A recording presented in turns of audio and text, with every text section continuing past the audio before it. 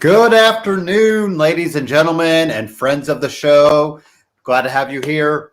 Happy May 1st. I cannot believe we are here in May, here in Indy. It is a great time to be a Hoosier because a lot of good stuff happening. We got a lot of good stuff happening for the month of May in wrestling as well. We got Raw kind of showing us that WrestleMania Backlash main event is getting changed to a triple threat. We saw Smackdown, Daniel Bryan getting banned from Smackdown and what was his future going to be. NXT, I think something interesting there so far is looking at Adam Cole's promo and then the shot of Kyle O'Reilly watching it. And AEW, it's all about blood and guts. They had the parlay last week, and then this week we will get the blood and guts. We thought it was going to be one match. Now there looks like there's 3 other matches scheduled. So I'm going to assume the second hour will be all dedicated to the blood and guts match. And so happy May. Greg, how are you doing today? Hey, I'm doing fantastic, man. I've been immersed in the NFL draft for the last couple of days. Go Chargers. Okay. And we're killing it in the draft right now. But so much sports, so much goodness going on, man. As a sports fan, there's no better time of year than right now, especially with everything that's going on in wrestling, everything that's going on, and pretty much whatever sport you want to name, football, basketball, baseball, everything's popping right now. So I'm super stoked. I almost forgot today is the Kentucky Derby, too, with fans back. I think they had limited fans at some point last year, but now it's, all open. So go horse racing if you follow horse racing. I always say, I don't know about you, Greg, but I always say, all right, I'm going to watch it. And then it happens, and then I forget, and I see the results. I'm like, well, I'll catch it next year because there's those other races to it. There's like 2 or 3 other races before it, and then it happens, and then you're like, oh. So, anyways, but hey, if you're a horse racing fan, enjoy today. Like I said, I've never asked you, Greg, where are you located at? I'm in North Carolina. I'm in Charlotte. Alrighty, okay. So, and you're a Chargers fan, right? But I've been there? a Chargers fan since day one. When my dad's drinking buddies used to come over and watch the games. We had the big floor models in it. It's Okay. the big knuckle busters. You had to get up and Yep. turn it on. Yeah, we had the old school joint. Okay. And we probably had the biggest TV in the block, so all the guys came over to watch with us.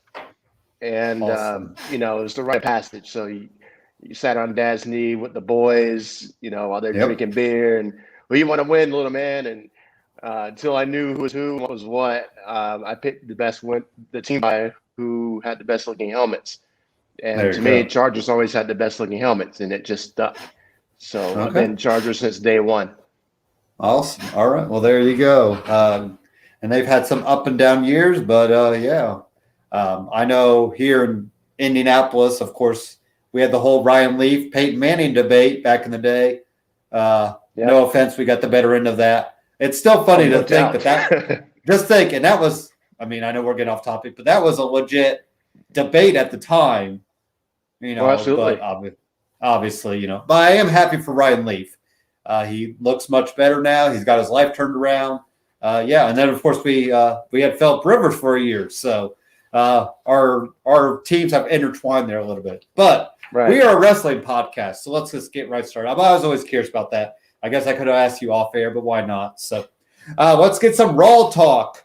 Man, there's a lot to talk about. Braun Strowman, Drew McIntyre, Mason T-Bar.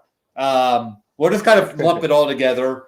So we had Braun Strowman come out telling Drew, I'm going to take this team on by himself because he wanted to prove Drew wrong.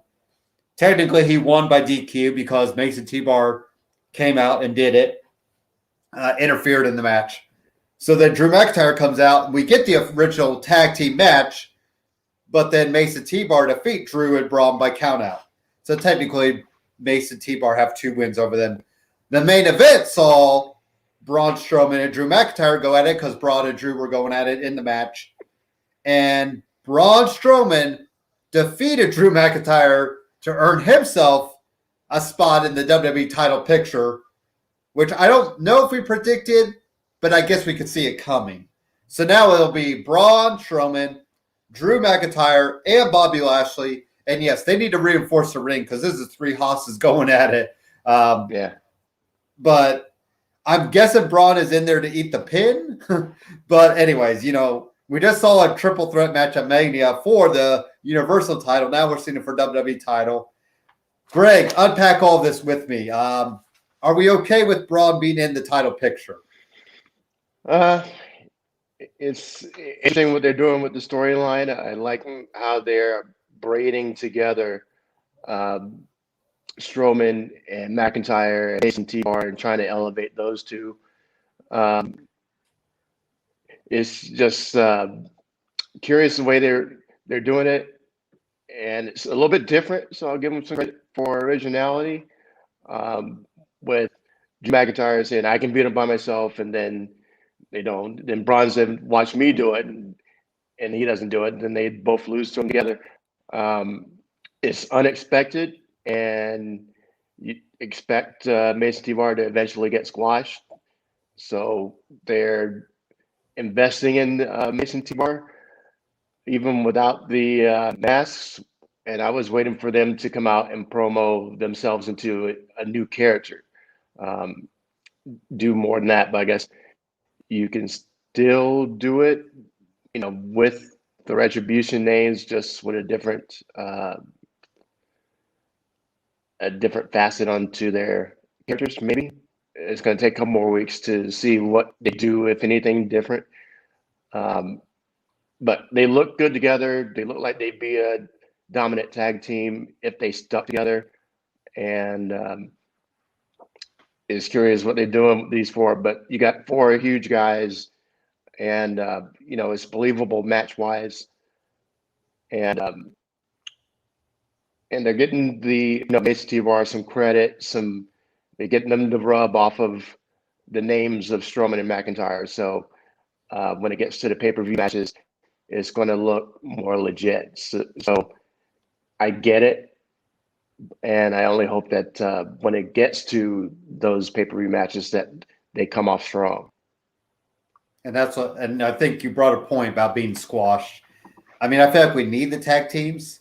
So Mason T-Bar, I feel like, have to stay together for a little more time, just because we need those tag teams, even though technically we did get a new tag team, which I don't think we envisioned, but we'll talk about that here in a few matches. Anyway, so it is going to be interesting. Now, I thought the promo they cut, like you said, it wasn't quite getting yourselves away from Retribution. It was starting to push in a new direction, so we'll kind of see. And I just wonder, if Mason T-Bar will get involved at the title match at WrestleMania Backlash, because it's like they're almost there with MVP, but they're not. And, do you just pull the trigger on it there, at Backlash and just kind of run with it? And then they can finally be themselves. Dio Madden and Dominic Divochakak. Double D. I'll call him Double D for now until I learn his name. But Dio and Dominic, how about that? If we're dropping last names anyway, I mean, Riddle gets his first name dropped, and we've had Cesaro lose his first name, so why not just go by Dio and Dominic, D&D Factory, almost like the CNC Music Factory. I just thought of that. But anyways, so yeah, I like it. I mean, it's a lot of intertwining stuff, which I thought we wanted. Some fans, obviously fans can be fickle, in the words of Daniel Bryan, and they go back and forth. They want storylines intertwined. They want longer-term storylines, but they want payoffs right away. It's like, well, you can't have a long-term storyline with the payoff right away. So I think, honestly, the best payoff would be Dio and Dominic with Lashley and MVP. And then MVP could get them a title shot for the tag team titles. I mean, it's almost like you took out Shelton and Cedric for them, but I mean, they're two big guys like you brought up. So I feel like they look a little more believable with Lashley because of what they could do for Lashley. Lashley doesn't need it, but at the same time, it's almost like an insurance policy just in case. So next up, Damian Priest and New Day defeated The Miz, Elias, and Jackson Riker. I assume all this, we're going to get the New Day and Elias and Riker at Backlash in some sort of match. I would also assume we're getting Damian Priest and Miz. I would think the booking more towards Damian Priest and Miz, since they already had a WrestleMania match. Greg, any thoughts, on these guys going at it? And I know I'm kind of mixed on it. I feel like ultimately it's about Damian Priest. It's all going to be about, Damian Priest doing his good stuff. So, do you think we'd rather see Damian Priest and The Miz go at Backlash over New Day and Elias and Jackson Riker? Personally, I'd be more into the New Day.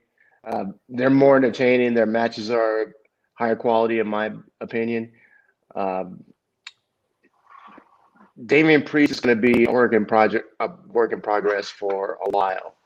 I've been trying to get with him since NXT, and the WrestleMania match made some headway for him.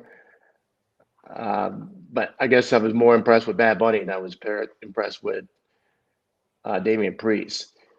And it's just he's not defined. We don't know what he's about, aside from being a wannabe rock star or something out of Anne Rice's Queen of the Damned. He's not fleshed out yet, and I think his problem is going to be getting himself over with fans more, because I'm still on the fence with the guy. He's been around for a minute. Miz is a made man. He can take as many losses as he wants to, and people are still going to be on Team Miz, whether it's from his show or the fact that he has got a hot wife, or just I'm down for a Miz promo. I enjoy his promos a lot. So when he's on, usually I listen. And Miz is, I won't say untouchable, but he's put in his dues, and he's one of the guys. So it's about Priest in that circumstance, about getting Priest over. So that's what Miz is there to do. So he could easily beat Priest, but I think those are more matches for Raw instead of on a big pay-per-view. So from the pay-per-view perspective, I'd be more interested in seeing New Day against Elias and Riker. And almost like a number one contenders they'll probably say, oh, I think one of these teams will get in line for a title match, without saying number one contender match, even though I don't know why we shouldn't say that, because we know what's heading to. Side note, did you get to watch The Miz's 24 episode yet? Because I have not, and I keep meaning to. Have you watched that yet? No, I haven't watched it either. Okay. Yeah, so I need to get on that, because I've heard it's really good stuff.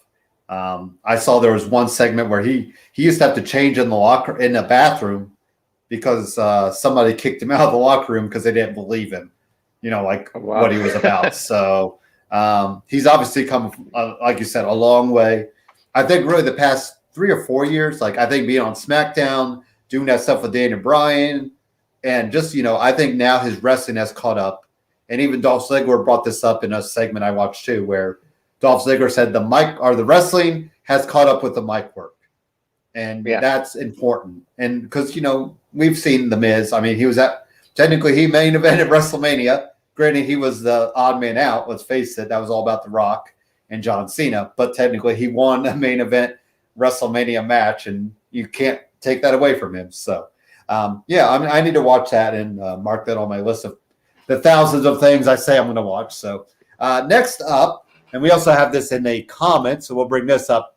When is WWE going to let Charlotte stop doing what she wants to do, disrespect the ref, and she makes the ref hold the rope for her? Well, James Coughlin Jr., we are going to talk about Charlotte Flair right now because she's already back. 1 week suspension. But this is the twist, though. Sonya Deville brought her back, and we have not seen Sonya Deville much on Raw. We've seen her on SmackDown quite a bit. So, where do we think Sonya's figuring herself? Do we think she's going to usher out Adam Pearce somehow? I would like to see her back in the ring, but I feel like she's doing this pretty well.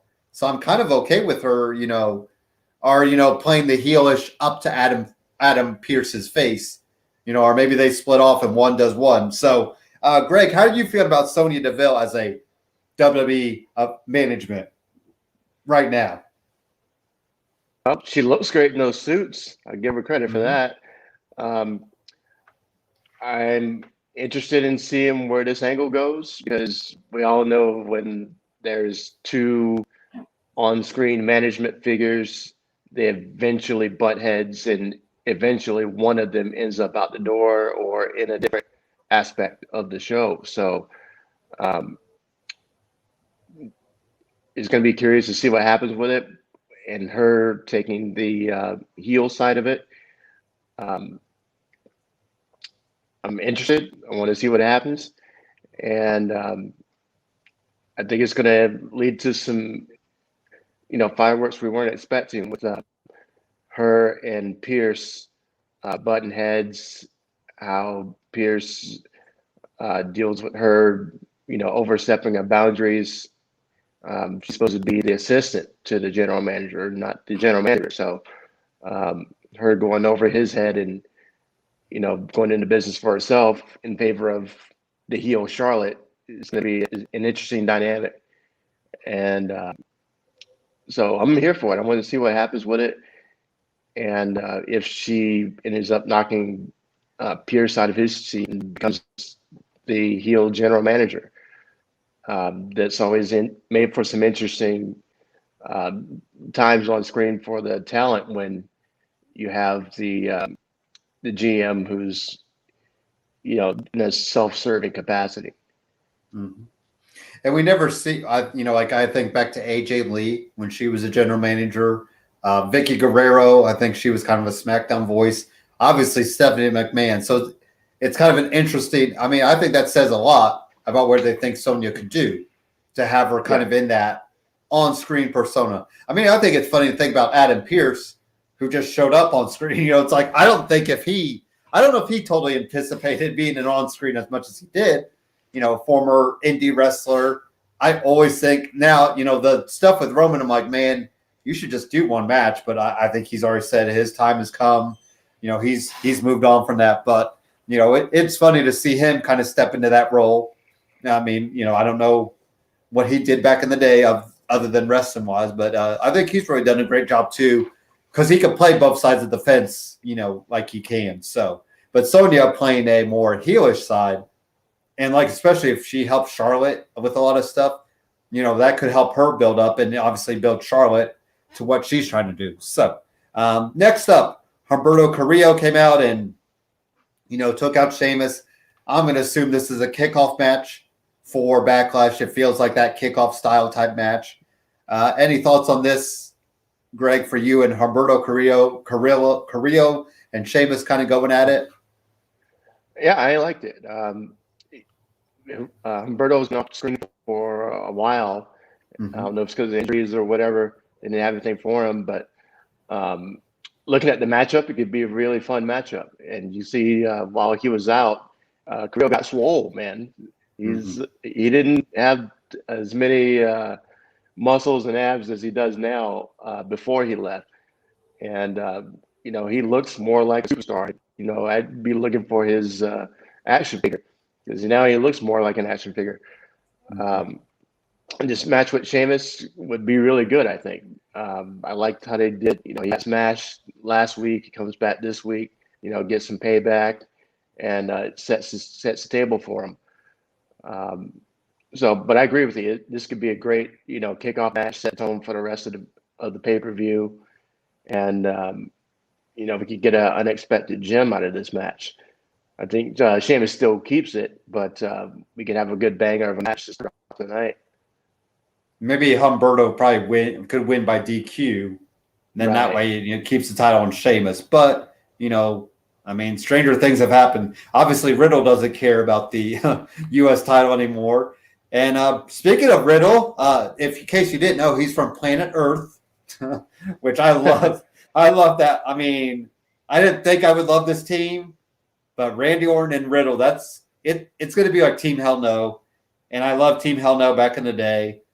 So I am loving this tag team. So we had Randy Orton, Matt Riddle defeat Shelton Benjamin, Cedric Alexander, obviously. and it looks like we're going to roll with this for some time.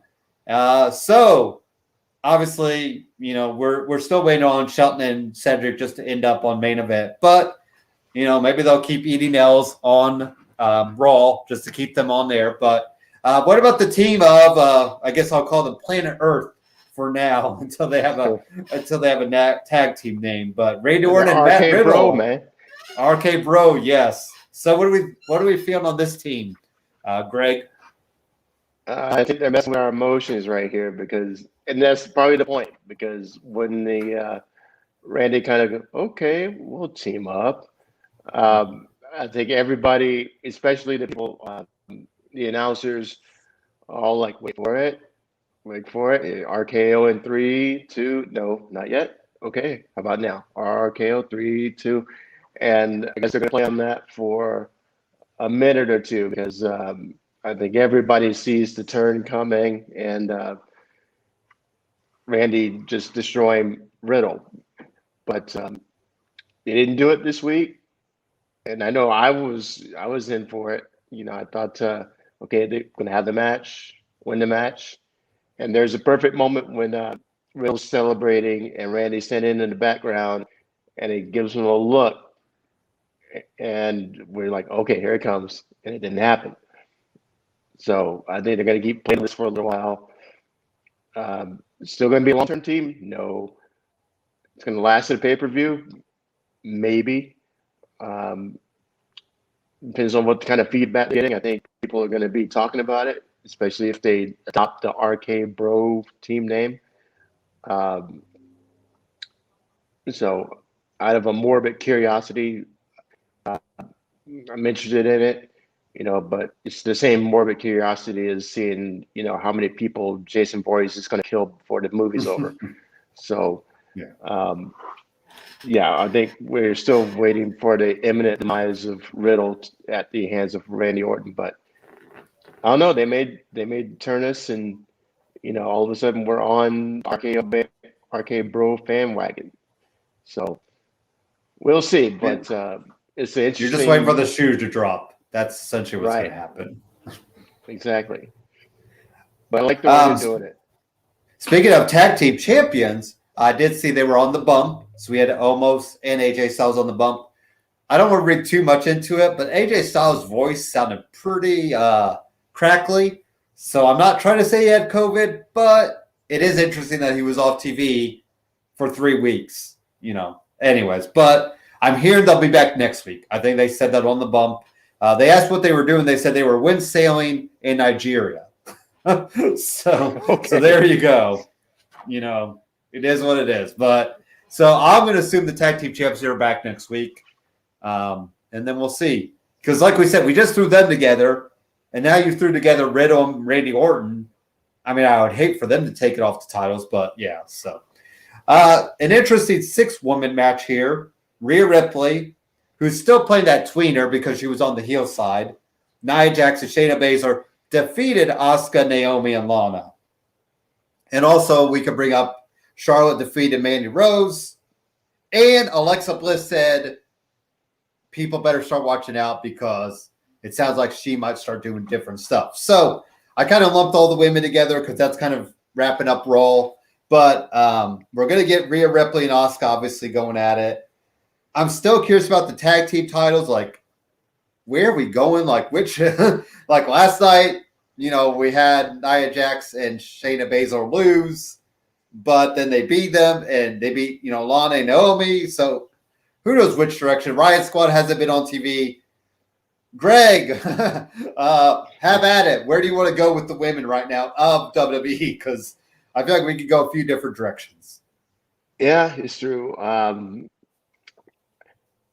First, and I called this on the our WrestleMania preview day before WrestleMania, that Rhea looks like she's going to be a heel. I could smell it from back then, and now it definitely has that smell of her now. Is that she's going to be a heel for a while? I was catching it from the beginning when she entered Raw, the way she talked, the way she acted. her mannerisms. She still looks the same, and maybe she's going to be, the monster heel who can actually beat you up and talk back while she's doing it. But just the fact that she was on the heel side of the lineup kind of solidifies it for me. I think she's going to be the tweener. I think she's going to be the heel. She's going to be cheating to win, probably not, or at least not on a degree that the usual heels do. But cut some corners, but she did in the Charlotte and Asuka match, and we need that. If you're going to keep Asuka around and have her beat a babyface, it's a great dynamic with a clear heel babyface instead of just babyface and a tweener. Until we get crowds back, there's no point in putting Rhea over as a good girl, because there's no fans in the building and they can do whatever as they want, and then Turner, once we're back to live crowds every week, and we get that feedback from the crowd. So I definitely see her as the heel as well as Charlotte, and they need to define the sides more. Asuka's on the babyface side, and there's going to be room for more baby faces coming out. Hopefully we see some Becky coming up soon. We know Ronda's not coming. She's got a baby now, or going to have one anyway. And, it's time to draw the battle lines as far as that goes. And then with the tag team situation, I think I'm getting closer and closer to my wish of Nia and Shayna being broken up. We're seeing little French naggy dude back in the mix, contributing to the L's. So it's only a matter of time before it all explodes, and they're going their separate ways. But I've been done with this team for a while. Who's going to take it? I think that there's too much. It doesn't make sense going on with them. They wanted to heat up the Riot Squad, and then they're gone. Mandy and Dana are, getting beat up, but they're still in the program. There's a lot that doesn't make sense. What looks the best right now is Natalya and Tamina. And they did a good job of raising them and making them look better. It helped. They got Natalya out of the whole nonsense with Lana and doing the boat gimmick, which was so stupid. But they look like a legit tag team, one that actually works together and look good together and is capable of beating Nia and Shayna and doing something more with the titles than what Nia and Shayna are doing. So I guess I'm throwing my support behind them now.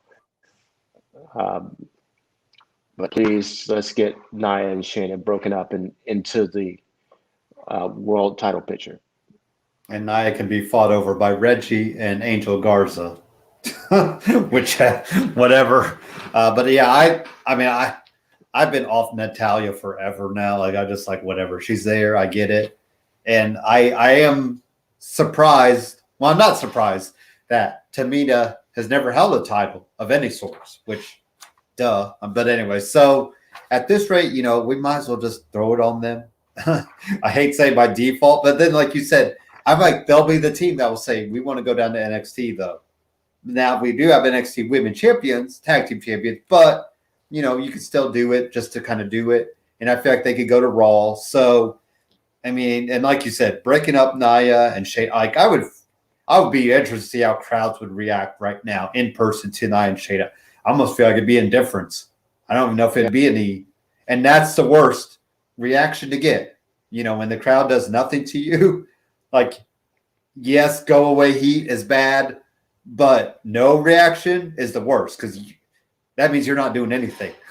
So I would be very interested. And like we said, Shayna, I mean, her and Jey Uso might well have a match now for whoever has the most losses since, November, because I think they're battling out for right now because they've eaten so many pins, in that time. Now, granted, Jey Uso Oh, don't forget he won the Andre the Giant Battle Memorial.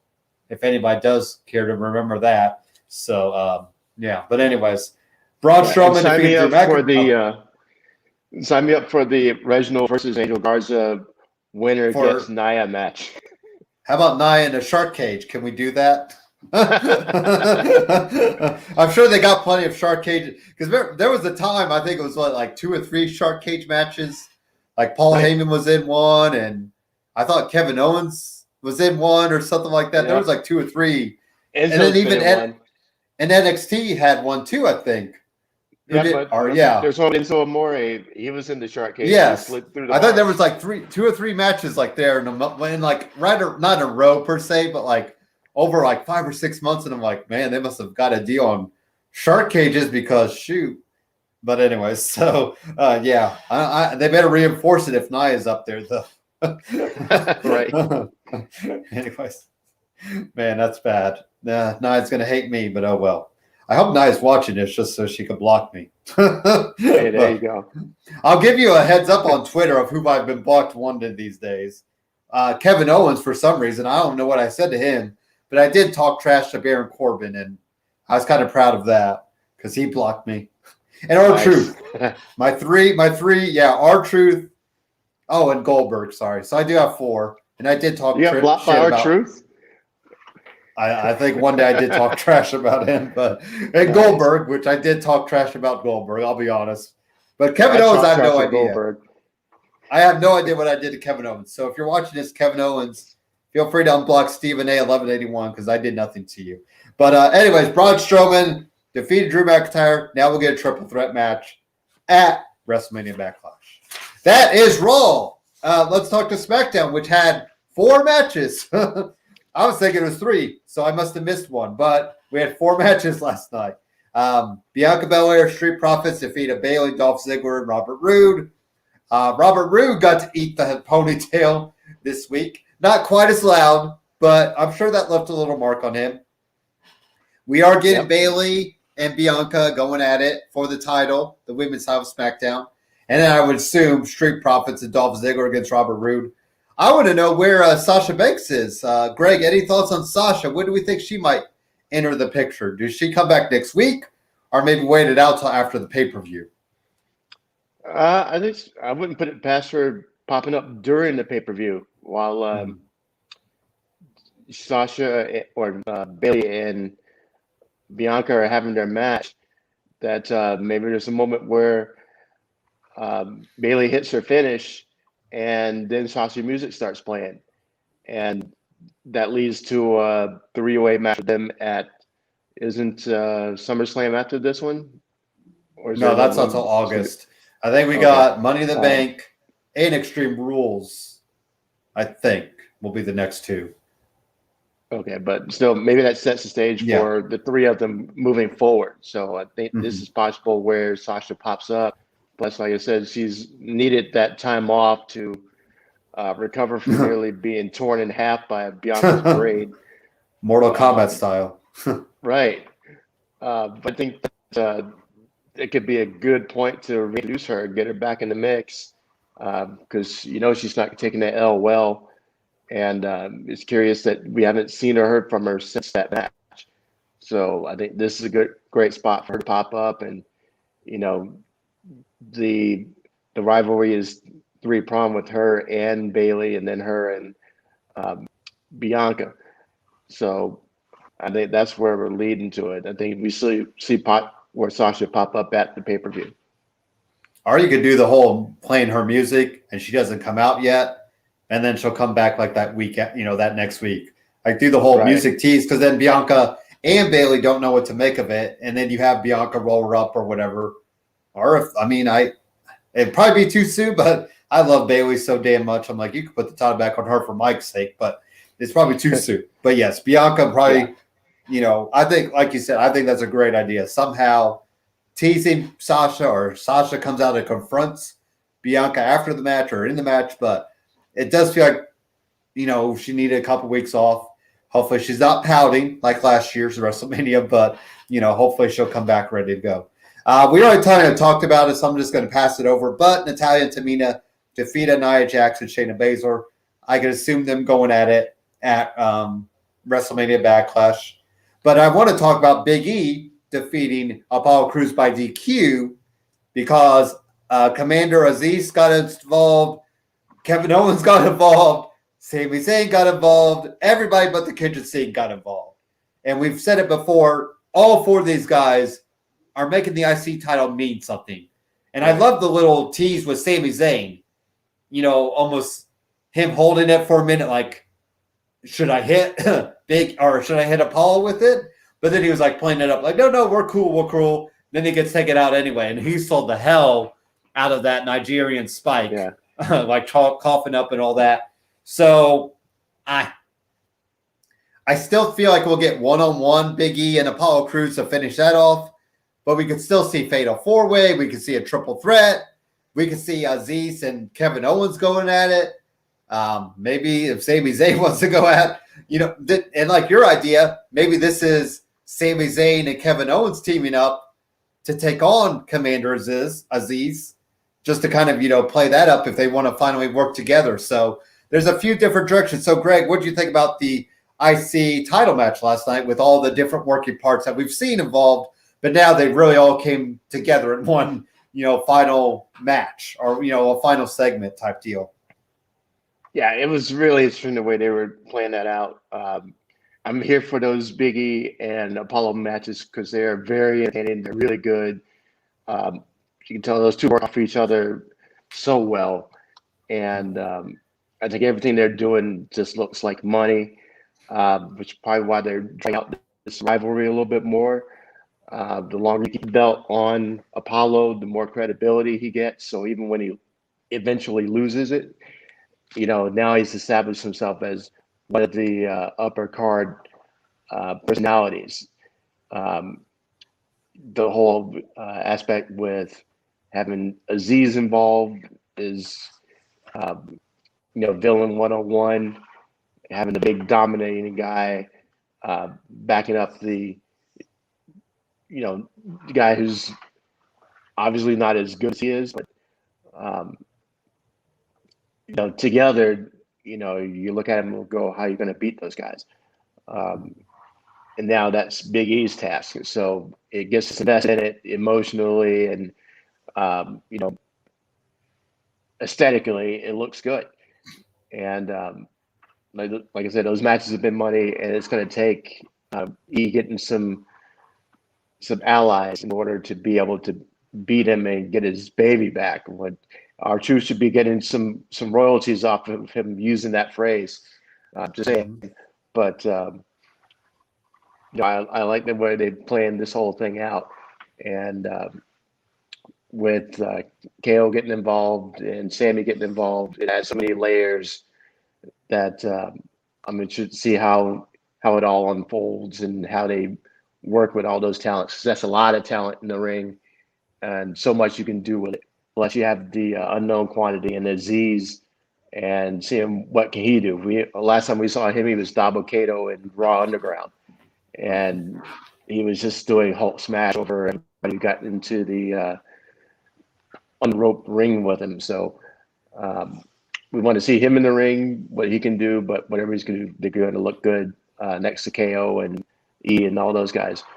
So, there's little ways to fail in this as long as they, book them all strong and the guys can do the rest for themselves. And I know Kevin Owens and Sami Zayn are two historians of like WWE, so I feel like they understand the prestige that the IC titles held. And I feel like now it's finally getting back to that. We still kind of think Big E, I think, will move up to that next level.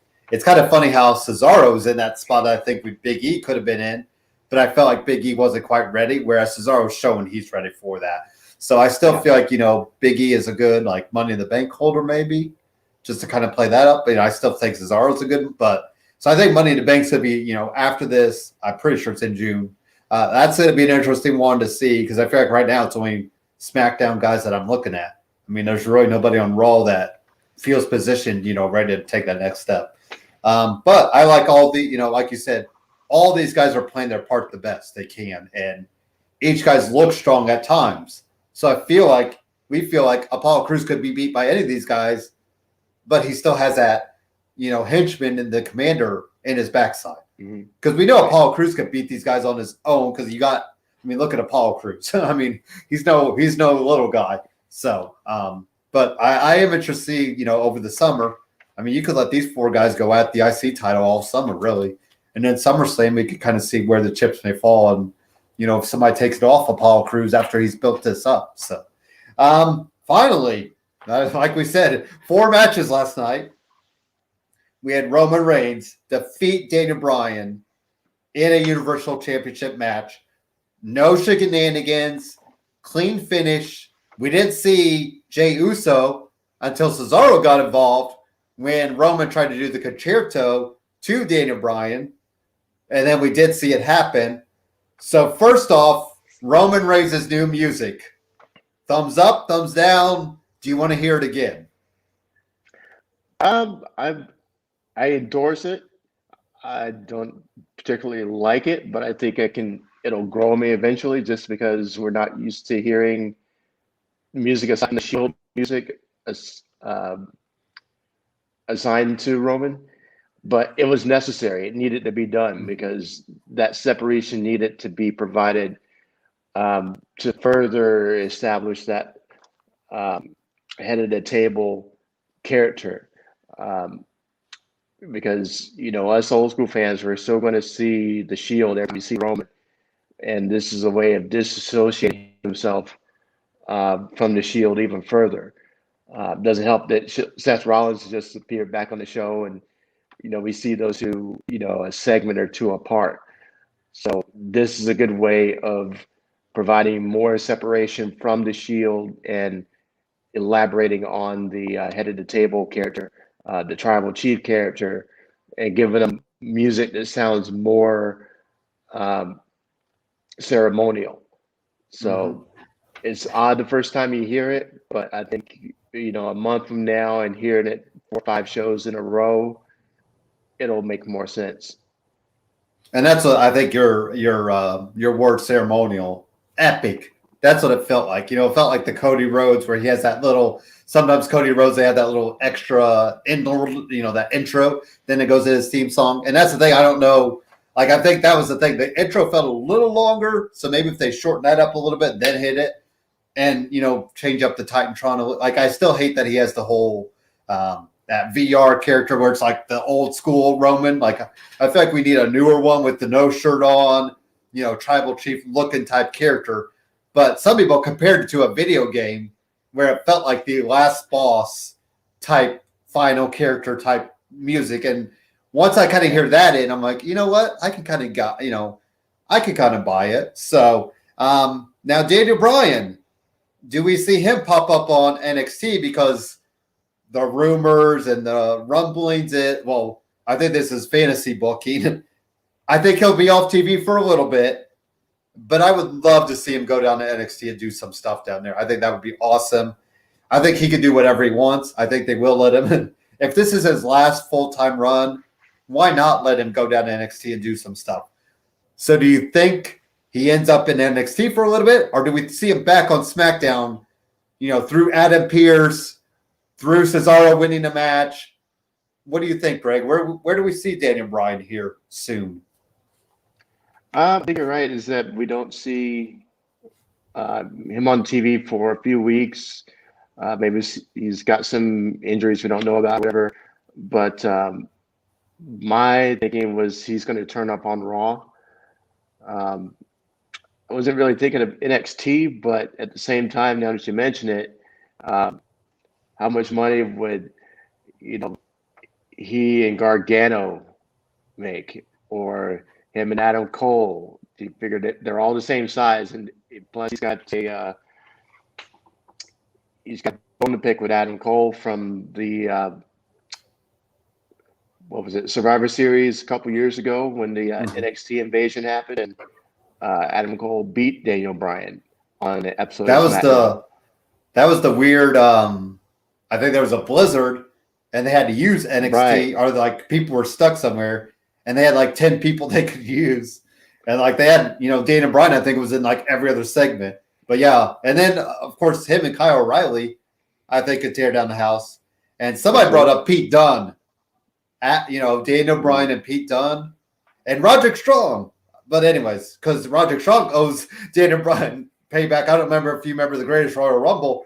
Roderick Strong was in that. He gave Daniel Bryan the chest welts that Daniel Bryan had after that match. So there's all kind. I mean, I think like you said, I think give him a few weeks. I mean, he's been working his ass off. I mean, so I think give him a few weeks off. I think somebody else we haven't seen is interesting is Edge. Do we see Edge come back to get a rematch at Backlash? Or is it too – I mean, I feel like it's too close. But go ahead, Greg. What do you think? I thought about that too, is while I think the introductions for that match were going on, and I thought about, we haven't seen Edge since WrestleMania.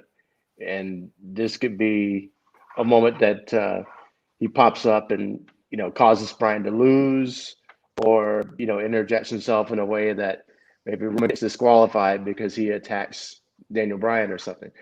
Of course, that didn't happen. So it does leave that question, where is Edge? They both took concertos in that match, and Bryan only missed a week of time. So it's curious to see that he hasn't popped up yet. So I'm curious as you are to see where he's going to reappear. And again, the pay-per-view kind of makes the most sense. Come back on the big stage and, inject yourself in a match and kind of reclaim, this is still my time. With Daniel Bryan out of the picture now, it's a good time for the ultimate opportunist to take advantage of the opportunity and, go for another run at Roman. Because he could get his one-on-one match, which is what he wanted in the first place. So, because we're not going to get Cesaro and Roman right now. I think we're going to, because now we had Seth Rollins say he's not finished with Cesaro. So I feel like we'll get Seth Rollins, Cesaro at Backlash. I don't know where the hell Jey Uso is going to fit in any of this. Because, like we said, Jey Uso's had, one win since November, and that was the Andre Giant Battle Memorial, which doesn't mean anything now because he doesn't come out with a trophy. He hasn't even talked about the win. So I could see – now I wonder what kind of – now I do feel like Cesaro and Seth Rollins will need a stipulation to kind of up the ante because we already know, Cesaro can beat Seth Rollins. Maybe he wants a move band. Maybe he wants a swing band or something like that. Play up, that type of stipulation. But I think Edge and Roman makes the most sense. And it gives this kind of, we think of a B-level type pay-per-view. That gives a pretty strong, between Lashley, Braun Strowman, and Drew McIntyre, and then Edge and Roman, you really have a coin flip between which one should main event. Because I feel like both stories have been so good. But I thought SmackDown was really, strong last night. And I think Raw was a pretty good effort, too. I know some people said it was a little off, but I thought, I think we're seeing directions for the main titles, on the Raw side. We're still not seeing tag team titles where that's going to go. But, it is what it is there. So let's take a quick commercial break. Then we'll get you caught up on NXT. And, of course, we have to talk about blood and guts for AEW. So let's get some realty talk in case you're looking to buy some property. Here's your Rockstar Realtor to get in touch with. What is up, everybody? It's your boy Dan over at BWSports1.com and Black and White Sports. And I'm wondering if you're ready to buy or sell that home, now's the time, and I got just the person for you. Mr. Sean Nugent, a.k.a. Rockstar Realtor himself. 317-503-8322. Put that home on the market. Get into your dream home with this man. Talk to Sean at Talk to Tucker today, 317-503-8322, and make sure you tell him the boys over at BWSports1.com sent you. All right, and we are back, ready to rock and roll for some NXT, some AEW talk. Let's look at NXT first. Mercedes Martinez defeated Dakota Kai via disqualification. Raquel Gonzalez assaulted Martinez. Obviously, we're going to get Raquel Gonzalez, Mercedes Martinez, I believe, this coming week for the title. We're still waiting to see when Dakota Kai. That's the biggest piece in all this women's title picture. of NXT. When is Dakota going to pull the trigger? Because I feel like it's tailor-made for her to do that. Greg, any thoughts on Mercedes Martinez and Raquel Gonzalez going at it, though? No, it's going to be a great match. Both big women, big, powerful women. And I think they're going to really deliver on the big, bruising match. Of course, I think Raquel is going to win. But Mercedes is going to give her money's worth. And I think it's going to give us all our money's worth. Maybe an unexpected, kind of match of the night candidate. But it does set up for perfectly for Dakota. They have this brutal, drawn out match, and for a while it looks like either one can win. Raquel pulls it off, and then in her biggest moment of glory, somebody after the match, she gets one of Dakota Kai's patented kicks to the face, and the heel turn happens right there, and then we're set up for the next takeover with Dakota going for the title. Which we don't know. I haven't heard anything on Takeover. I guess you could wait till Survivor Series or SummerSlam, but that's still, I feel like you need to do something in the summer just to kind of, I feel like that, but then again, I guess they do every 3 or 4 months. So I would assume we'll probably wait that out. But I think, the whole, or maybe she picks up the belt to help, give it to Raquel and just waylays her with it, because you feel like it's just all, we've seen this story, which is fine, but I feel like it's so interesting because it's Dakota Kai, who's like my size, and you got Raquel Gonzalez with lats for days because she always does the backside pose, and man, her backside is pretty strong. So it's just an interesting way. It's like Shawn Michaels and Diesel. We didn't think Shawn Michaels would turn on Diesel, but he did. So I think you play it off for a little bit, but it's coming. Next up, we had the Grizzled Young Veterans out there. We had Ciampa and Toothless Timmy coming out there to confront them. So we'll get a little tag team action there. I'm just going to leave that one, and, we'll see where that goes. But in an upset, Zeta Raymer, who I don't even know was on TV before. I haven't seen her on NXT. Have you? Did I miss her NXT anytime, Greg? Or okay, nope. I just want to make sure I wasn't. If somebody wants to let us know in the comments, that's fine. But defeated Toni Storm, thanks to Zoe Stark coming out there. But I was kind of surprised to see Toni. Toni Storm's been eating some L's too lately. But it's all about Zoe Stark and Toni Storm. So, Greg, what about this? Zeta Raymer getting the upset over Toni Storm. And I would have recognized Zeta Raymer. She's pretty hot. So I know I've never seen her before. So looking at it and the way that she was getting bullied around by, I can't think of her name. Toni at the beginning of the match. I couldn't see how it would be a surprise win just because of that. And sure enough, that's what happens. I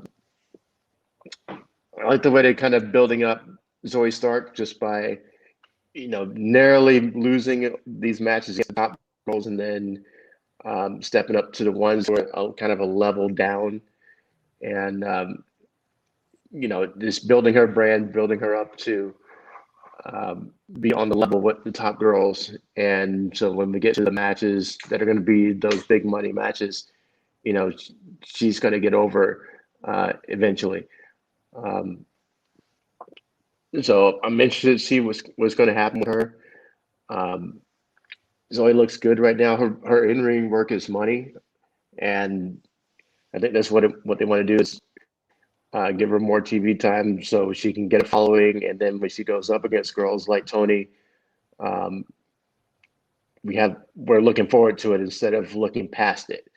I think that's the whole point of what they've been doing with Zoe, and right now I think it's working.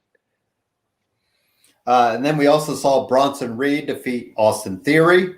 There was all kinds of stuff in here. We had Indy Hartwell, man, you talk about character of the night. Her looking all sad the whole night. And then Dexter Loomis shows up. She tells Dexter, "You talk too much," which I thought was hilarious. Right. And then Dexter saves her because Bronson tried to take her out or whatever, but he saves her out of the way. He eats a Bronson Reed, tornado or tsunami thing for her. Bronson Reed still beats Austin Theory. So can Johnny Gargano, overcome Bronson Reed for a second time, Greg? Or do we finally see the trigger pulled on Bronson Reed getting that title? I think it's a good time for Bronson Reed.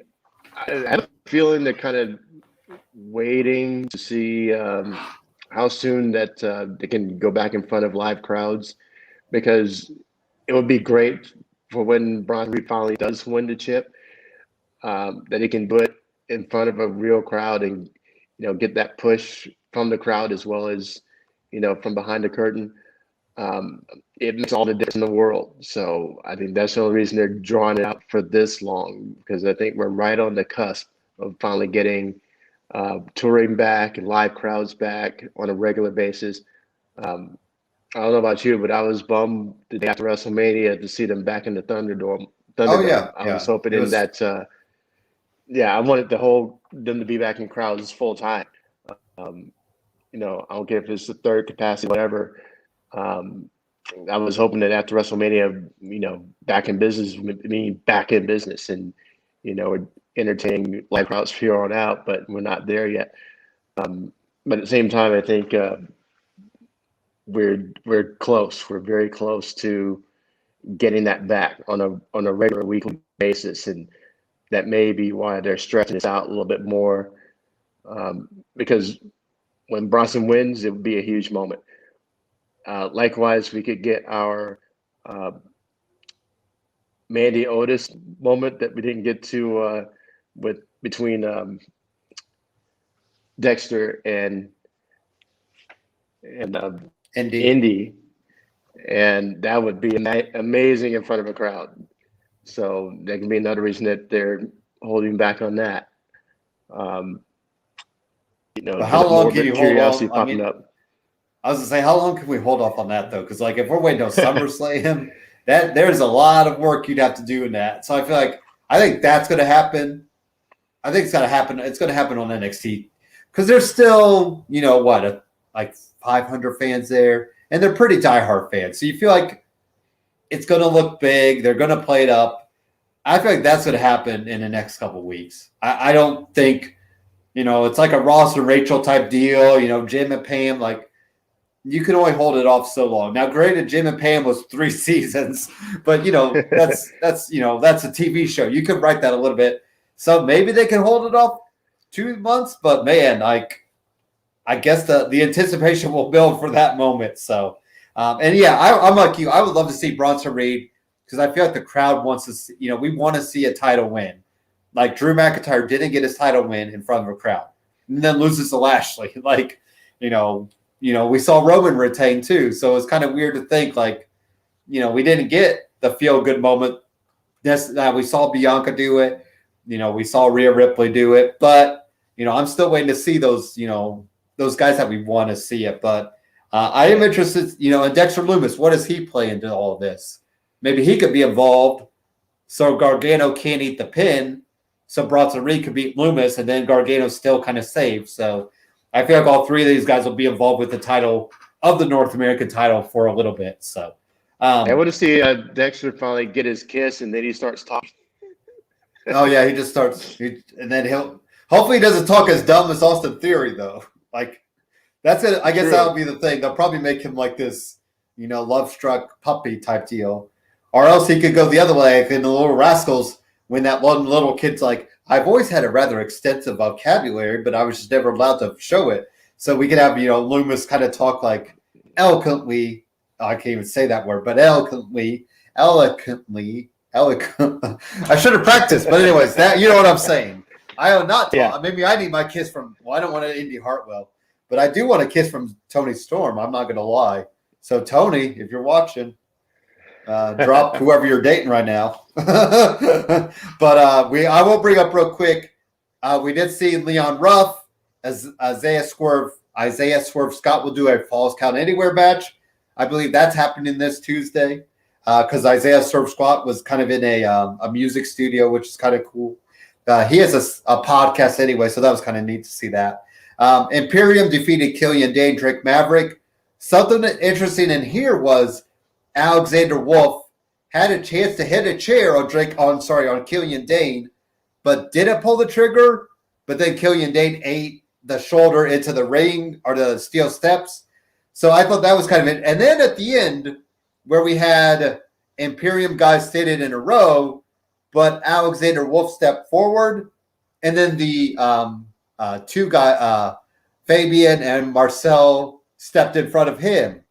So I wonder if we need Walter back to kind of be like, hey, I'm in charge, so you guys don't need to be fighting. So, Greg, what do you think about the Imperium kind of, not necessarily, it's way too soon to break them up, but, this kind of authority figure fighting, if it were, kind of that. What do you think about Imperium, kind of being booked the way they were? Well, I enjoy Imperium, so I'd like seeing them anytime they're on TV. They're very straight-laced, very, live out their gimmick. The mat is sacred, and, they wrestle like soldiers. They're very precise, they're very methodical, and, you put them against MSK or one of the more gimmicky teams, and it looks more it looks better, for lack of a better term, because you have high flying versus the ground and pound. It's always a good matchup. And it's kind of to be expected when Walter's not around that the other three would go, I'm in charge. No, I'm in charge. No, I'm in charge. So I don't take anything out of that. I don't see Killian Dane joining the ranks just because he doesn't look the part. And from his character from the beginning, he hasn't been one to he hasn't acted the part, he hasn't seemed that type of part to be part of a faction like Imperium. Sanity, on the other hand, made total sense. And I'm still disappointed that they killed Sanity as quick as they did, because it was a great idea. And I think they had the right guys to pull it off, but for some reason they didn't. So something like that, a chaos-driven group like that, makes more sense for Killian Dane, but they want us to believe that he would be a member worthy of Imperium, and I just buy it. I don't think it's going that way, but that's what they're killing TV time with right now, is Drake Maverick believing that he's going to become one of them, and they're all going to wipe him out. So I like the storyline behind it, even though it was a bit unbelievable. Well, I mean, but you did bring up a good point. They were playing up Sanity, like those two guys, Alexander Wolf and Killian Dane, were in Sanity for a little bit. So obviously that does play that up. If Killian Dane was going to be in Imperium, you got to shave his back first, because, man, you got to get, or else he's going to need a taller, he's going to need a bigger jacket that's going to cover up his neck. He needs the Walter jacket so it can cover up his neck. Right. But, yeah, if live crowds were there, you would hear "shave your back" so much at Killian Dane, just like Matt Bloom back in the day, Prince Albert back in the day, man. Yep. So I do. I love the team of Killian Dane and Drake Maverick, because there is the weird, like, Killian Dane could just kill him literally at any time, but he's kind of going with it. And then Drake Maverick playing the paranoid, like, I know this guy is going to turn on me, and it's going to happen. But then again, you can play the part that maybe Drake Maverick just walks out on Killian Dane one match, and then you play up Drake. We've seen Drake Maverick do some different characters. So we also saw the way attack Shotzi Blackheart and Ember Moon, who got gifts from Dexter Loomis, which we all know was the way. I mean, once I saw the second part, I think there was another segment where they received stuff, and then they had the way promo, and like Gargano's like, thinking, like, shaking his head, like, I'm like, okay. So obviously Dexter Loomis did not send those gifts, but Robert Stone brand, those two girls, Aaliyah and Jessie Ramia, they want to be a title match. So what do we think, Greg? All three women's tag teams just kind of going at it here next couple weeks. The Way, Blackheart, Moon, and then the Robert Stone brand. Yeah. I know they. I get the why they did the whole thing from Robert's own brand, and the champs is going to be pretty quick, 5-minute squash. But then they had the interference, and I think it could lead to another 3-way match. But the Robert Stone girls are just in there to beat the pin. Nobody buys them or Robert Stone. I don't even know why that element is needed right now. I wish they'd do a little more imagining with, the Robert Stone brand, at least bring in somebody legitimate to make them more feasible, maybe. Mm-hmm. But they're just clowns. So I don't think anybody buys into any of the Robert Stone brand act. But it's just setting up the way and the chance, and threatening out a title change. But I'm trying to think if the way it ends up with titles. I feel like they need it. I feel like the way needs something. Like if Gargano's going to lose, you almost need some sort of gold, because I'm afraid that they might just start losing all their steam that they built up. And that's what, and not to go back too far, but Robert Stone, why they did not go in on with him and Chelsea Green, because those two had something going. And what's really funny is they were saying that they asked Zack Ryder at the time to film they asked Zack Ryder to film Otis and Mandy Rose's segment at his pool house because they know they have a nice pool after Zack Ryder was released. But anyways, so that's a whole nother story. So when they joke, they're like, Watch will probably ask Dexter Loomis and Indy Hartwell to have some segment at Chelsea Green's house, who lives with Zack Ryder, because Chelsea Green is now on the outs. But anyway, so I would like to see the Way get the titles, especially if you had Gargano still with the title, and then you have the Way with the titles, with two women with the tag team titles. And then you kind of have Austin Theory, he's going to play whatever character he is right now. I still don't know what he is, but I think there's something there. So I know Shotzi and Ember just won the titles, but I'm afraid that if the Way keep eating L's, what is it going to mean for them as a team? So also interesting was Adam Cole talking to Arash Markazi. Did I say his name right? Hopefully. Close enough. And I thought it was the most interesting was at the very end, it zoomed out to a TV and Kyle O'Reilly was watching. So I think we do the loser leaves NXT match.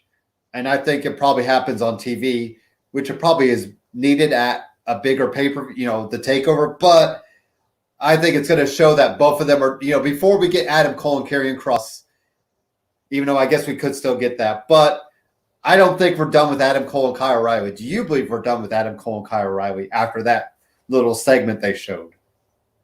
No, definitely not. I want to see more than match with those two.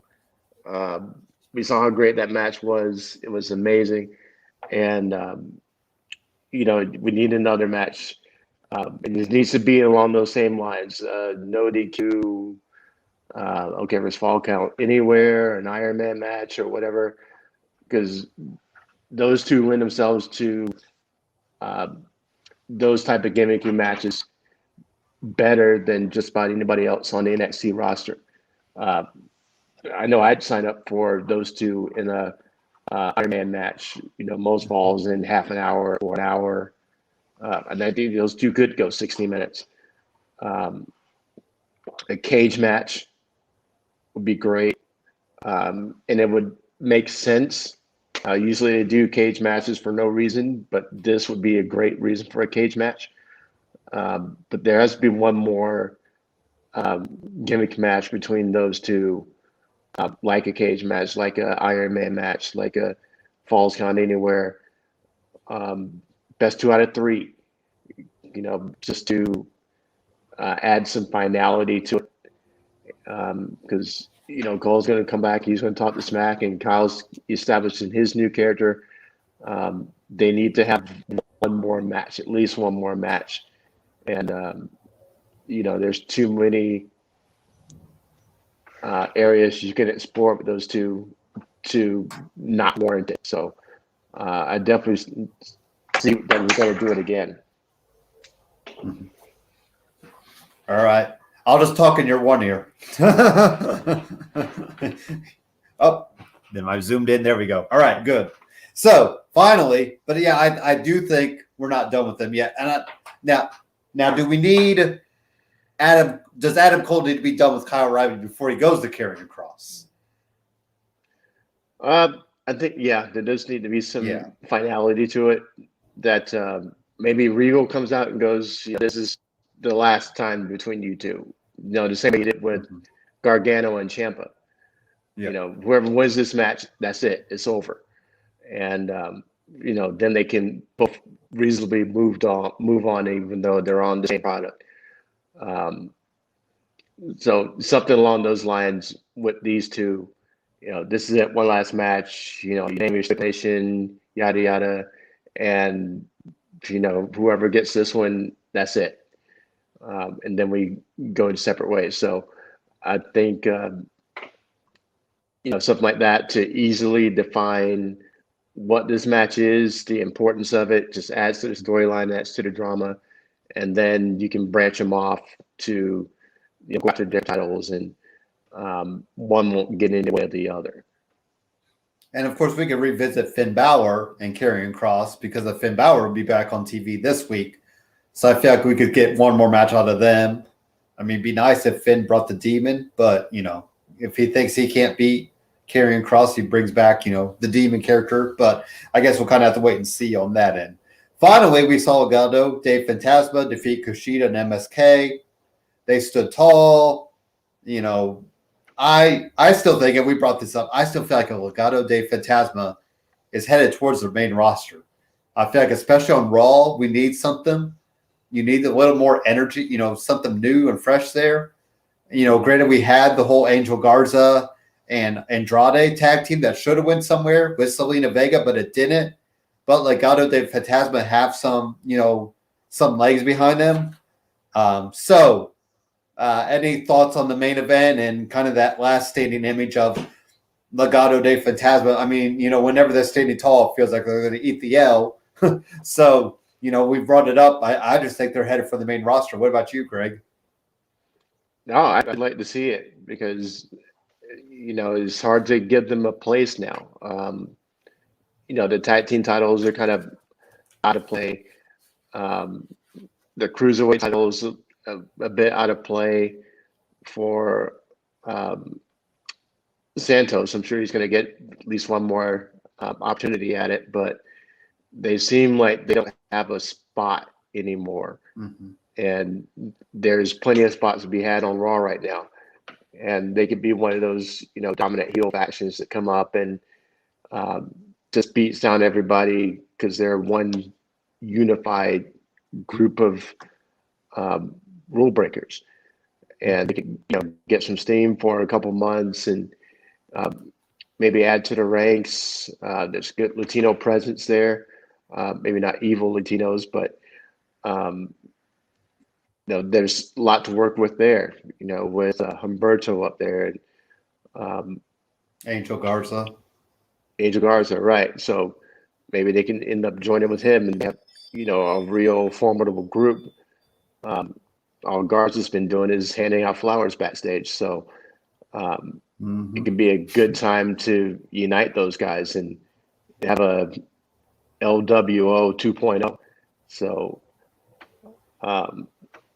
but yeah, I agree. I'd like to see them on the main roster, because they seem to overstayed their welcome in NXT. Which is always hard. And I feel like we haven't seen many guys lately on NXT that were like, they need to go to the main roster right now. Partly because it's needed, especially on Raw. Like, I do not want to see Santos Escobar and Rey Mysterio go at it, as his first feud. I feel like we've played that up so many different times. Like, have Escobar go after the U.S. title and say, I want to make this, the Latino title or something, something like that. They should have went that right with Ali. and saying I want to make this, my nationality type deal. But anyways, so I think we see them in their respective title matches, and then I wouldn't be surprised if we start seeing them on Raw, like in the next couple, maybe after Backlash or maybe Money in the Bank time. Like it feels like they're ready. And there's not been many guys lately that have thought that, but now I do think for them. So AEW, we saw the beginning of the night. We saw Brian Cage defeat Adam Page, which I kind of thought was an upset in my mind because I felt like we were heading towards Adam Page and Omega, but I still feel like that's too early. So, Greg, what did you feel about Brian Cage defeating Adam Page? And too bad we didn't have Christian Cage in there, so we could have Cage, Page, and Cage and Agent, all this. But anyways, Brian Cage gets the win over Adam Page. Yeah, that was a surprise. I've noticed they've been starting off Dynamite with Hangman. I think this is at least the second week in a row, and he's been that guy to kick off the show for the last few weeks. They're obviously trying to, get him some momentum. So, even though you're seeing this matchup and it looks like Brian Cage should win, do you think that somehow that Heyman is going to end up getting the win? So I was surprised that he took the L on this one. But it doesn't really hurt him. We know how good he is, and it only builds up Brian Cage more as unbeatable, as close to unbeatable as you can get. You still that guy is going to kind of come up short in the big matches. But I like the way they did it. The match looked good. Love the finish. The drill call looks legit. I love that move. And from a match standpoint, it made sense. And like I said, it doesn't hurt Page that much. He's number one in the rankings, so does it drop him to 2? Does it move Cage up to number 1? It's kind of what happens, in the MMA world. If you're on number 4 and I beat the number 1 guy, guess what? I'm the number 1 guy now. So I'm not sure if they're going to do it the same way in AEW, but it adds another layer that you can use storyline wise and build these guys up more. So it was a great match start tonight. And Brian Cage is still the guy that's going to leave Team Taz sooner rather than later, right? For sure, absolutely. Yeah, and you see that him with a legit title, and not just that FTW title. That's what I think. That's what I was gonna. I would love to just see him just say, "I don't want this is not even." Like he kind of turns on Taz and just says, "I'm going after Omega." And I don't think the timing is right. Like Double or Nothing is at the end of this month. I don't think we get Brian Cage. I still think you just throw Christian Cage at Omega for now because we already saw that little tease. Omega needs that type of, I hate to say easy win, but somebody who we don't really see right now. It's almost like a jobber feud right now. So because I thought Adam Page, but I think Adam Page, I think that might be all out. Especially if you could get fans back in Chicago. Yeah. And then if Adam Page could win there, like that would be something. That would be that kickoff to fall that I think you would need. So, that's one of those times that, Adam Page is that guy. I think we need the crowd there for his first title win and to really build him up. So, speaking of titles, the Young Bucks defeated the Sydal brothers, but we saw Frankie Kazarian and Christopher Daniels come out. So, do we see Daniels and Kazarian challenge the Young Bucks at Double or Nothing? I still felt like we were going to see Moxley and Kingston go at them, but that feels like that's going a different way. So, are we seeing Christopher Daniels and Frank Kazarian getting a title shot at the Young Bucks at Double or Nothing, Craig? I believe so, yeah. Because they have that whole wrinkle in their story where the next match they lose, they're going to hang it up as a tag team. So it's another, easy baked storyline to, add some, drama to the match with Bucks. We know it's going to be an amazing match. I've been watching Kazarian and Daniel since TNA way back in the day, and know how good they are together. Um, watching them since the inception of AEW, it's you wouldn't think that they are on the Bucks level, but they definitely are. And they could easily, not easily, but they could reasonably beat them. Um, so it's a match that'll be fun to watch, and I think it's the logical next step. And you still have um, Kingston and Moxley in the background. We can put them in with The Good Brothers, Good right Brothers, right? And save that for the pay-per-view after. now. And it's still interesting to me that Kazarian and Scorpio Sky were the first tag team champions of AEW, which I think none of us saw coming. So good old days of SCU. Like I said, that the pandemic, unfortunately, I think really halted their momentum. I would love to see what Scorpio Sky could have done. I think he's finding it again with Ethan Page, but it would have been really interesting to see no pandemic or no COVID. I think he would have been on a higher level than what he is. So, speaking of higher levels, Orange Cassidy defeated Penta El Zero Miedo. I think it upset him as well in this. What do you think, Greg? Well, for one thing, we were talking about music earlier. I hate that he's coming Where's out my to mind? right, that lame entrance music they assigned to all of the best friends, because I think Orange's music when he came out by himself was like the best music on the show aside from Jericho's theme. So I was excited to see that he had a single match with Penta, and then it kind of walled on me when the came out to the lame best friends music. I wanted his other theme music, but aside from the music perspective, I thought it was a great match. I love both of these guys. It took me a minute to get Orange's gimmick, because I didn't watch him on the indies or know what the whole business was with the hands in the pockets, but thankfully it didn't take long to get onto it. And here's a moment of the show where I shout out for Tubi because of Lucha Underground. And have you ever watched Lucha Underground? I started watching an episode or two for season 3. Okay. Is that about what? I wasn't sure where to start. I wanted to start later because I felt like there's a lot of guys now that are wrestling, and I wanted to see them then. Yeah. I got in about where you did. I was at Ultima Lucha Dos, which is the last two or three episodes of the season.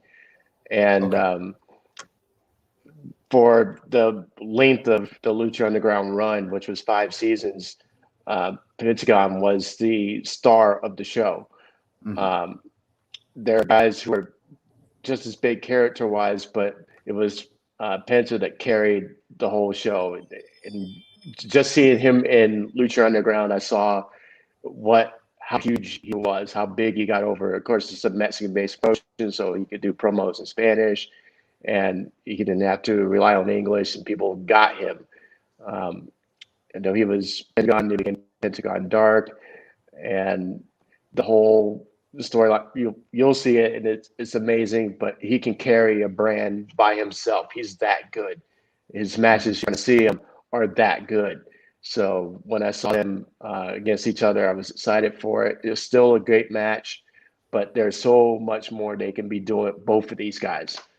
I was excited seeing that they were shaping up Pentagon to go against Cody, because I thought that was going to be a great series of matches, but then they've gone away from it. Orange is Orange, and he's going to be over no matter what he does.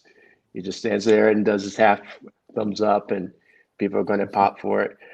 But I thought that was maybe the best match of the night between him and Penta. And there's just so much more to get out of that, especially with the Death Triangle being kind of a tweener faction, but just the quality of match they could have with best friends would be off the charts. And of course, we'll see. I think we'll see those 3 guys go, or 6 guys all go at it at Double or Nothing at the end of this month. I would love to see, like you said, maybe a no DQ, just let them go all out, tornado tag type deal. So then that way everybody can get involved. But it'd be interesting too, if Death Triangle could incorporate a woman to their group. So then you have Chris Statlander and you could have whoever. That's the only thing I can't really think of off the top of my head right now. Maybe Selena Vega. She's available, right? So, Thea Trinidad. Going back to the Lucha Underground ladies that are still there. You still have Ivelisse and Diamante. Mm-hmm. Ivelisse was a big name down there. She's awesome. That's true. And she would. Now the one's been released. Diamante's been released. Okay. But she had some issues, unfortunately. Yeah, Ivelisse is awesome though. I could see her as part of that group. Or you could give them Nyla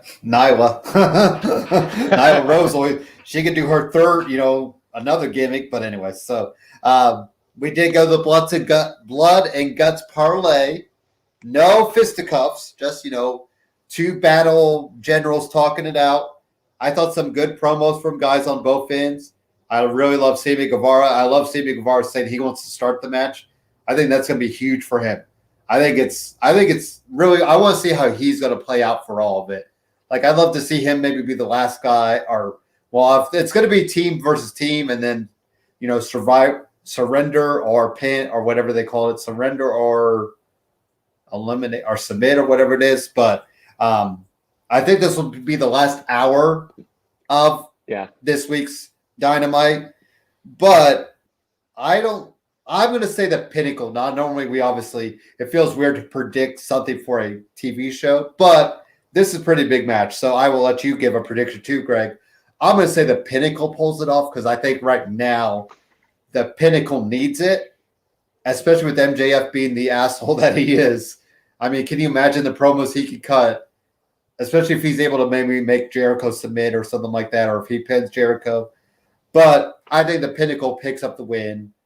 I think they need a little bit more. I think the Inner Circle could be fine. And, the Inner Circle, then all the the different parts, Ortiz and Santana can beat FTR, or Guevara can beat Sean Spears, or Wardlow can get beat by. So I feel like you could play it off one singles matches, tag matches, that the Inner Circle could win the war. But I think this week, it's important for, or next week, this would be, it's important for Pinnacle to get that first shot, as it were. So are you going with the Pinnacle as well? Or what do you think, Greg? I definitely see your point. It would make the most sense to put the young guys over. I think it's going to be a great match. I was thinking the same thing, is that they're going to have a handful of undercard matches, and then the Blood and Guts match is going to be the last hour of the show, especially the way they structured it. 5 minutes between the first 2, and then equal 2 or 3 minutes before each guy comes in. So by itself, they eat up another 30, 40 minutes. And then you have 20 minutes of action with everybody in the cage together. So it makes sense for the final hour. And I think so, after, a great, brutal, bloody match, that somehow the MJF team gets over.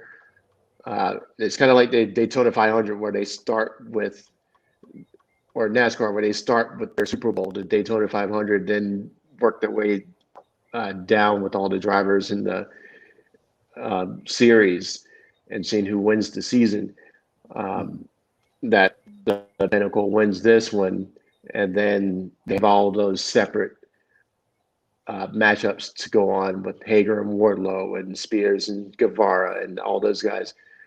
And then we can see who comes out on the winning end of the ledger after, by the end of the year, because this could easily go on for months and months and months. And if they do it right, they can absolutely take it that long and have it still be good. And especially if you play something like we're talking All Out in September, maybe more, that Labor Day weekend, if you could have fans back and just let that. So who are you looking forward to seeing the most in this match? Who do you want to see really make a name for themselves? I'm Team Sammy. I Okay. love Sammy, and it was kind of what I was thinking is that if we're going to have a match like this, that he should be one of the first two in there because he's a young guy. He can go longer, especially compared to Jericho. And from seeing him work, going all the way back into Lucha, you're going to see him in Lucha Underground at some point. The guy can just go, and I am excited for him. I think with the right, creative and establishing more about what he does and how good he is, he can be a breakout star in this match. So I'm definitely rooting for Sammy to be one of the stars of this match, even though Team MJF is going to win. He's the one that steps up for me as the breakout character. And I think Sean Spears is somebody to watch too, now that I've kind of thought about it more. Because like we said, we still haven't seen this. This guy supposedly has all this talent. I don't think it's come to fruition yet. We saw him in NXT with the Perfect 10. That gimmick worked in NXT. He got rid of it on the main roster. He bet on himself, essentially. He asked for his release, got it granted. And now I just feel like they've tried a couple different things with him in AEW, but nothing's really clicked. And I feel like this is the time, him with MJF, with, the Pinnacle. If it doesn't work now, what the hell do we do with him? Because, you've given him Tully Blanchard. You gave him Tully Blanchard as well. And then he was doing the Black Glove gimmick for a little bit, which didn't do anything. So this is like, on the other eye, we got Sammy Guevara. And then I want to see how Sean Spears, if he's, raised a level, because I feel like I haven't seen it yet. Maybe he's waiting for his wife to show up, for the Iconics. Because at this rate, I don't know what else we could do with him. That's true. And they put him on blast during that promo where they said he wasn't successful in here and it wasn't successful in his present other company. So they kind of put him on blast for his WWE work too. So I can see that would put a chip on his shoulder and make him work harder in this match too, because everybody kind of got the dig and knew what that meant. So he's going to be kind of one of those put front and center too. So I wouldn't be surprised to seeing him Sammy start the match, and he should ask for it. I know there's a bunch more young lions on the MJF side, but if I was Spears, I would, nut up the way Sammy did and say, put me in there first with him, and we get a 5-minute preview of what that's going to be like on a future pay-per-view. Which is funny because I figured it'd be MJF and Sammy Guevara as the two guys to really establish themselves. But I feel like MJF has, FTR technically, or not technically, they've won the tag team titles before. We had Wardlow put on that impressive match with Cody Rhodes. I think it was a steel cage match there, maybe a year or so ago? Maybe before pre-pandemic. Pre-pandemic time, as we like to call it, maybe the early months of AEW. So you feel like, everybody else has established themselves, but, I think maybe Ortiz and Santana is the other pair of guys to watch because, they've been like right there at the cusp.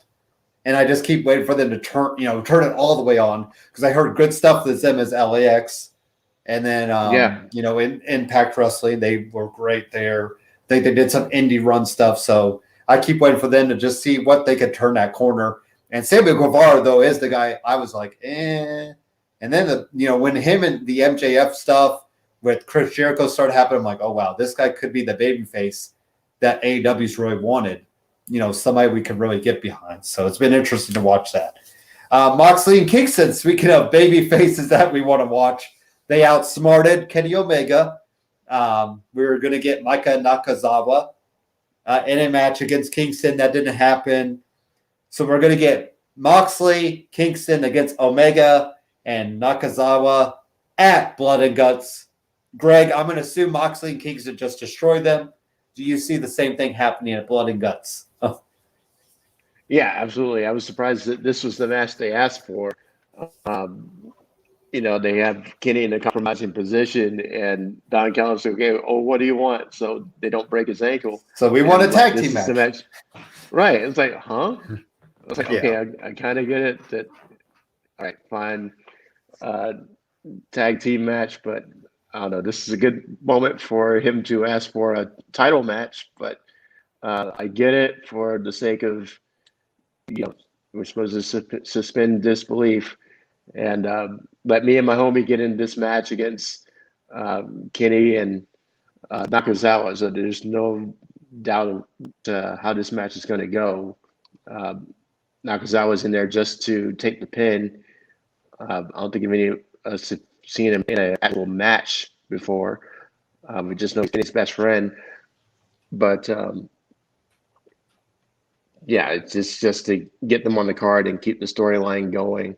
But yeah, they're getting fed to wolves here, and maybe they surprise us, and Kenny takes the L with Moxley pinning him, and that sets the stage for a rematch. Or I'm thinking Good Brothers show up and they help Omega win, and then we got Moxley and Kingston against Good Brothers, because you could have Omega say, "Well, we already gave you the match you wanted." So then, which is so funny to think that we're going to see. I mean, and all this Impact Wrestling, AEW. I mean, it's so hard calling a partnership because, like we said, we've only seen the Good Brothers. The only thing from Impact Wrestling that's ever showed up on AEW TV, and we might get the Good Brothers in a match on AEW Double or Nothing. Which, why did they not just sign with? They could have probably been the executive, VPs, EVPs with the Young Bucks. But hey, they signed those contracts in WWE, and kind of lost out on that. So, but I bet they're kind of kicking themselves for that right now. So, but anyways, hey, it all worked out. So there we go. Chris Statlander defeated Penelope Ford. Nothing much there. We'll just get to the Factory defeating the Nightmare Family, but we did see Cody Rhodes back, looking a little more jacked. I thought he was kind of not as his usual built self, but he looked pretty good coming out of that truck. The Nightmare Express, which we all knew he was going to come out. But I also think we're going to get some sort of bull rope match, because it's funny that Dustin Rhodes keeps coming out with that bull rope. And now we saw Koromoto take out the bull rope. So maybe 4-on-4 type match with all these guys. But any thoughts on the Factory Nightmare Family stuff, Greg? Well, just looking to see where it goes. Another faction on faction crime happening. And I'm curious to see if Team I can't even think of the guy's name. QT Marshall. The Factory. It's over. Yeah. Not a big fan of the angle. I like getting the new guys, some more screen time, and how you're going to build stars. The whole thing with Anthony Ogogo. I like it from a name perspective and potential perspective, but having just killing guys with one punch to the stomach. I mean, come on, man. For somebody with his credentials, he can do so much better. And these guys are selling it like it's like the most brutal shot they've ever taken in their life. But come on, if you're going to be the new monster heel, I want you doing something better than a punch to the stomach. That being said, are they get over on Team Cody is going to be what I'm looking to see. Aside from QT, the other guys, they can be players if they get the opportunity. Gogo looks great. I don't even know the names of the other guys yet, which is why they need more airtime. Yep, Aaron Solo and then Booger. Booger. I keep calling him Booger from Revenge of the Nick Koromoto. Okay, gotcha. Yeah, but Booger. Right. That's why they need more airtime because we don't know who they are yet, and we know Team Cody. So Yeah. they need to get a win to help establish themselves more. Among guys like us who are diehards, but we look at these guys like we don't know who these guys are. So I think there's reason for them to, be the evil heels and get the W in this one. Exactly. But, and obviously it's being built for Anthony Ogogo to come out on top of everything. Because like you said, right. I mean, Billy Gunn's selling the heck out of that punch. I mean, Cody Rhodes was off TV for a couple weeks because of it. I think Dustin took it 1 week. So yeah, I'll give them credit. They're making it look good. And he's the guy that they're obviously wanting to build. So, QT Marshall, and whatever. Like I've already said my piece on him. Aaron Solo, Bailey's former fiance, so he's got to build a name for himself. And then Booger, obviously he's got to get a name for himself. So, but I would love to see, a good old bull rope match, in the honor of Dusty Rhodes. I think that'd be kind of a fun little thing to do here in the next couple weeks. And then finally, Darby Allin defeated Vance. I believe he's 5. Or is he 10 or 5? I can never remember 10. Which one. 10, sorry, 10. Oh, the other guy's 5. But nice little tribute to Brody Lee at the end by Darby Allin and Vance. Ethan Page, Scorpio Sky still come out to, say they won in the match. So I don't know who's next for Darby Allin. Do you, Greg, have any ideas who's next for Darby Allin? It's looking to me like it's either Page or Scorpio because they've gotten the better of him the last couple weeks in a row. Mm-hmm. Especially Scorpio locking up this the new heel finisher he's using to hurt him, and I think this week they did it to Sting. So we're gonna rile him up this way, and that I think is headed to Scorpio and Darby as far as the next contender goes. To save it for a pay-per-view, it'd be worthy of a pay-per-view, I think. And they got a couple more weeks to build it up, and maybe they come in and get another attack on Sting, or they get Darby one more time, and it gets to the point where he's going into the match with an injury already, because he'll messed up his knee already. So I think that's where it's going, and it could shape up where Ethan helps him win by some outside interference. So I think that's where it's going, and then Darby disappears for a minute. And see, I'm wondering if Lance Archer ultimately beats Darby for the title. I think we kind of talked about this last week. I feel like it's funny that Lance Archer keeps showing up in the weeds. So I feel like somehow, you almost need like a Money in the Bank where Darby's just completely hurt. Lance Archer just cashes in somehow. Because I feel like there's something to Lance Archer being involved with all of this. Now it's really, and it's interesting they've not done any triple threat type matches for titles. So I don't see Ethan Page and Scorpio Sky going at Darby Allin, but I think your idea at the next, Double or Nothing, doing Darby and Scorpio, I think is a good, that's a good TNT title match. And especially if Ethan maybe tries to help him, maybe it costs Scorpio Sky, and then that's when we see Ethan Page take off on his own, Scorpio Sky go on his own. But I feel like I'm calling for Lance Archer to ultimately win that TNT title somehow.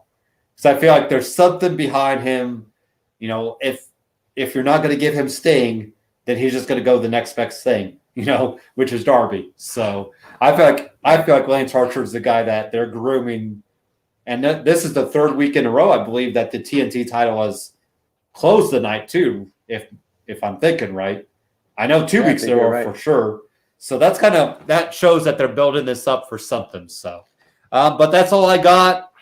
Raw, SmackDown, NXT, AEW. I'm ready for Backlash. I'm ready for Double or Nothing. I think that's the one that, we haven't had an AEW pay-per-view in a little bit, so I'm ready for that. I'm really excited for what NXT TV could be over the next few weeks. But any final thoughts you got for us, Greg, on this beautiful Saturday afternoon? Yeah, a couple things. One of all the wrestling I took in last week, I also managed to watch the Stone Cold session with Chris Jericho. Okay. And it was awesome. And it was very odd seeing the AEW title on WWE TV. It was a great interview. They were very candid, very open. And, they talked about everything. It was 2 hours of great TV. So I highly endorse the Stone Cold session with Chris Jericho. Also, I texted you during the week that I watched that Rebellion with Kenny beating Rich Swann for the Impact Championship. And if you're thinking about streaming the whole thing and watching that pay-per-view, maybe in trouble, don't bother. Or if you do, just skip to the end and watch the Omega Swan match, because that was a really good match. Not 5-star like Kenny's already said he is, but I give it at least a 3 3/4. It was a really good match, and but it goes to what we were saying about why the TNA and AEW pipeline is so one-sided, because after watching the rest of that pay-per-view, there's nobody worth sending over to AEW from the men's side.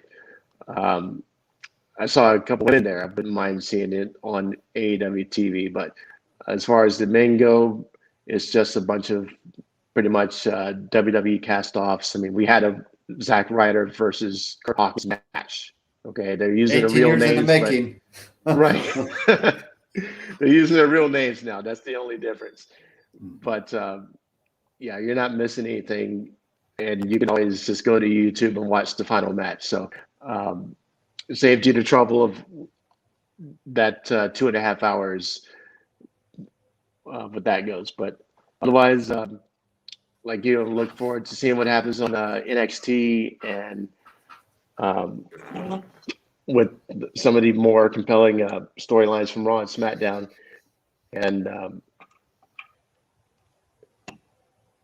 it does look like Sami Callihan. Sorry, I was going to say real quick. It does seem like Sami Callihan is going to go after Kenny Omega, and I think that might be where Kenny Omega loses it, because Sami feels like that guy that could beat Kenny Omega, but especially to stick it to Don Callis, who he has history with, and that seems like where they're going with the Impact Wrestling title. I don't know where Rich Swann's going to go, but it is what it is. And then I'm hearing AEW has possibly signed Tessa Blanchard, because remember we brought up her name, and if she shows up on AEW TV, and if she has her dad Tully, in her corner, that really would be a boost to the women's division. I would love to see her in WWE, but AEW beat them to the punch, it looks like. So good stuff happened. I'm really curious to see if that's legit or if that's just puff and smoke. So, but thank you for watching us. Keep calling, keep subscribing here. BW Sports 1, Facebook, Superkickin with Steven. Join me and Greg next week. We got Backlash predictions, I believe. Or no, we got one more week. Sorry, we got 2 weeks away. So the week after will be Backlash. But still, we'll kind of see where things are headed for that. Because like we said, the Universal title is where we're kind of wondering where things are going. Thank you for watching. Keep subscribing, liking, all that good stuff. Have a good Saturday day.